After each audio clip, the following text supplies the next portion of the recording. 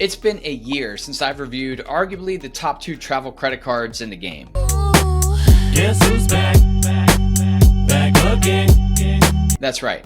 We're back. A lot has happened over the last year, and as someone who travels dozens of times a year, I wanted to share my perspective in hopes that some of this would apply back to you. Capital One acquired Discover earlier in the year, and I think a lot of us can agree Capital One, who has traditionally targeted subprime borrowers, has really made a shift into more of the luxury market thanks to the Venture X and the Capital One airport lounges. Amex, on the other hand, has canceled a few cards, they've revamped dozens of cards, and added credits to some of their more popular cards. American Express is definitely known as more of a luxury brand, whereas Capital One is not. And I think we're starting to finally see that shift a little bit away from American Express. Now, I've reviewed both of these cards extensively, along with some other popular travel cards. My shtick's always been about the cards that are in my wallet today or that I'm seriously considering. For those of you that don't know, what's up? My name is Bo, and I focus on strategies that are easy to deploy both for individuals and for families, all about point maximization, point stacking strategies, so that when we do redeem, our travel experience can be that much better. And along those lines, hopefully some of this is relatable to you as I talk about how I get value out of both of these cards today. Also, I want to thank everyone that subscribed to the channel. Even if you haven't, thanks for taking the time to watch. I greatly appreciate any comments or feedback that you have. So a year ago, I stated that the Venture X was the credit card darling. And to some extent, that's still the case, but it's becoming so well known. Just walk into any Capital One lounge these days and you'll see what I'm talking about. And these two cards are so similar, yet so different.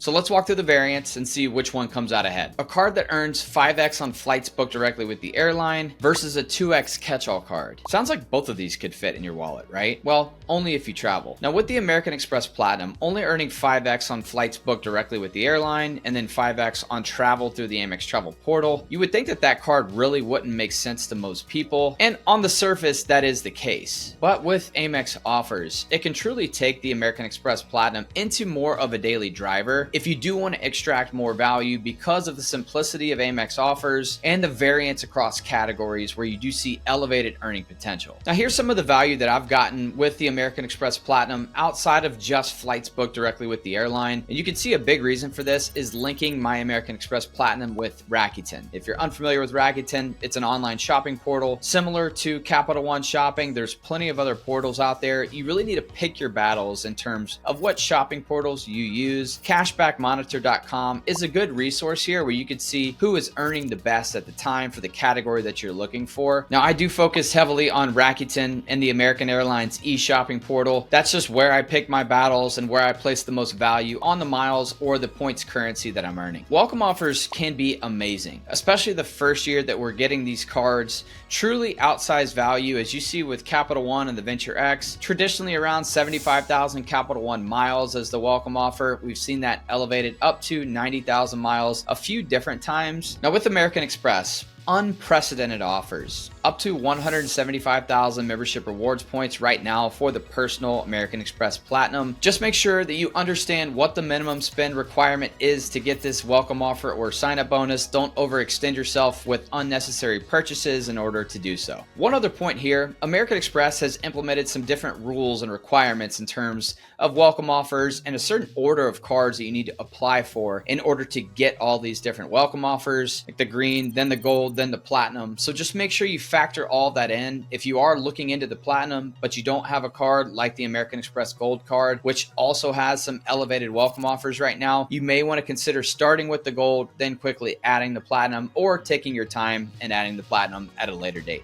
Now, I truly love the different travel and lifestyle credits and the benefits that come with these cards, and Capital One and American Express couldn't be more different here. Now, with the Venture X specifically, $300 travel credit, really easy to use. Take your spouse or significant other on a weekend getaway, use it for any travel within the Capital One portal, really simple. And also 10,000 anniversary bonus miles at a rough valuation at 1 cent per point, that's $100. You could easily get outsized value, 2, 3, 4 cents per point with those miles, just based on which transfer partners you're looking to utilize. Amex has a lot more complexity and things to think about. 9 total travel and lifestyle credits if you want to include Equinox, The only overlap here is a TSA PreCheck or global entry credit that both cards offer. The American Express Platinum also coming with a clear credit, which can come in handy just based on which airports you're traveling through. Now with these TSA PreCheck global entry credits, if you do have both cards, you could use one credit for yourself, one credit for your spouse or significant other. That's what I did. I used the Venture X for myself, the American Express Platinum credit for my wife. The list of credits is extensive, and the benefits that you get with the Platinum card do heavily outweigh the benefits of the Venture X, starting with gold status with both Hilton and with Marriott. Both have rental car status or statuses. Hertz President's Circle is the overlap with both cards. Both Avis and National also come with the Platinum card. Here's an image of the actual credits with each card, kind of how I think about it and the value that I've seen out of both. I can see why people gravitate towards the Venture X, just far less to think about and worry about. And one other benefit that both cards have, the cell phone protection. The American Express Platinum though does have primary cell phone protection. If I'm not mistaken, it's one of, if not the only card in the game that has primary coverage here, which is the reason I used the Platinum card for a recent purchase of a cell phone and a new cell phone plan. Each bank's transfer partners are truly subjective based on a few different factors. One, which airlines you place the most value in, and how much knowledge do you have with airline alliances. Capital One doesn't have any domestic airline transfer partners, but that's okay. We shouldn't be transferring our points out to domestic airlines anyway. We're not going to get outsized value that way. And there is some overlap between Amex and Capital One. A few examples: Air Canada Aeroplan, British Avios, Air France Flying Blue, and Virgin all are in both ecosystems. Now on the hotel side of things, Amex has more notable brands, both Hilton and Marriott being transfer partners, but those typically don't make sense unless we see transfer bonuses out to either Marriott or Hilton. Now one membership reward point from Amex equals 2 Hilton points, and that same 1 MR point equals 1 Marriott point. So all things are not created equal here. And overall, the better the cent per point redemption that you get, whether it's hotels or airlines, the better the return that you're getting on your everyday spend. So if you find Amex has better returns for you, you may want to consider a card like the Blue Business Plus, which is a 2x catch-all card, versus Capital One and the Venture X. That is, unless of course you place a lot of value on airport lounge access like I do. Now I've been to the Capital One lounges and the Amex Centurion lounges a bunch here in 2024. 12 visits to the Capital One lounges, 17 visits to Centurion lounges. I realize this isn't normal, but I do like to speak from my experiences and the value I place on each of these ecosystems overall. Personally, I do feel like the Capital One lounges are better overall, from the aesthetic to the food and drink options, the plating, the takeaway food options. It's just a better experience overall. But Amex really started this whole thing. There's 15 Amex Centurion lounges in the US and only 3 Capital One lounges as of now. Hopefully we see that changing into 2025. One major benefit with the Venture X over the Amex Platinum is the fact that you could take 2 free guests in with you to the Capital One lounges. Amex, you have to pay for each additional guest. Also with the Venture X, you can have up to 4 free authorized users that can also take 2 guests each. So in theory, that's 15 plus individuals that could all go into a Capital One lounge at one time for that one cost that the primary cardholder pays of the $395 annual fee. For American Express with the Platinum, it's $195 for each